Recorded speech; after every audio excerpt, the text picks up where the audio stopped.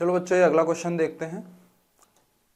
Sorry, इस question में जो है वो हमें बोला जा रहा है कि भाई equation of line passing through the point this and perpendicular two lines this and this is this. मतलब ये जो एक लाइन है एल, ये वाली लाइन जो कि इसके और यही वाली लाइन इसके भी परपेंडिकुलर है और ये वाली लाइन जो है वो इस पॉइंट से भी पास कर रही है, तो हमें ए बी सी और डी की वैल्यू फाइंड करनी है।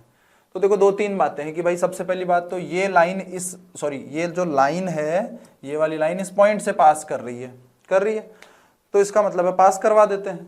पास कैसे करवाएंगे? तो 0, -12, 0 पॉइंट से सेटिस्फाई करेगी, तो 0 - 1/2 is equal to -12 plus 4/d is equal to 0 - c/-4। तो यहाँ पे इसको और इसको इक्वल कर दें अगर हम, तो -12 इज इक्वल टू c/4। तो यहाँ से c जो है वो कितना आ जाएगा? -2 आ जाएगा। c की वैल्यू -2 आ जाएगी। ऐसे ही अगर मैं बात करूं इसको और इसको इक्वल कर दूं तो यहाँ से 4 - ½ d इज इक्वल टू -12, है ना। तो यहाँ से ये कितना आ जाएगा? इस 2 को मैं इधर मल्टीप्लाई करवा देता हूं, तो 8 - 1 इज इक्वल टू इधर से आ जाएगा -d। तो यहाँ से एक गड़बड़ कर दी क्या? ये यहाँ से -12 ही था ना, 0 - 1, सॉरी ये +1 आएगा यहाँ पे, क्योंकि ये यहाँ पे -2 है। तो ये यहाँ पे अगर -2 होगा तो ये माइनस माइनस प्लस हो जाएगा, तो c की वैल्यू +2 आएगी। c की वैल्यू +2 आएगी और ये यहाँ पे भी प्लस होगा, तो यहाँ पे भी प्लस होगा। तो 2 को जब मैं मल्टीप्लाई करवाऊंगा तो 8 - 1 इज इक्वल टू +d आएगा, तो यहाँ से d की वैल्यू 7 आ जाएगी। तो लाइन जो है, इस लाइन को मैं फिर से लिख लेता हूँ, ये लाइन हो जाएगी x - 1/-2 is equal to y + 4 कितना आ जाएगा? y + 4/d कितना आया? 7, और is equal to z -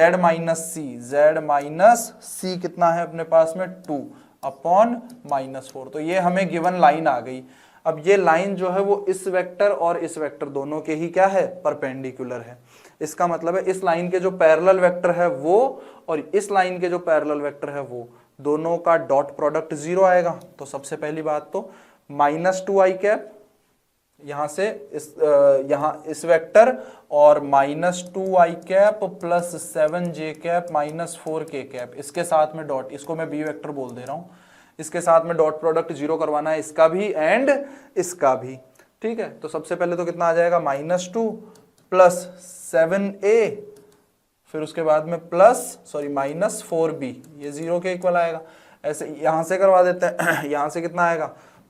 2b, इधर से कितना आ जाएगा? +7a, और इधर से कितना आ जाएगा? -20 इज इक्वल टू 0। यहाँ पे देखो दोनों का डिफरेंस अगर मैं निकालूंगा, दोनों का डिफरेंस निकालूंगा तो 7a कैंसिल हो गया, -2 माइनस प्लस 20, तो ये आ जाएगा 18, और इधर से -4b -2b, तो -6b इज इक्वल टू 0। तो यहाँ से b की भैया वैल्यू आ गई 3।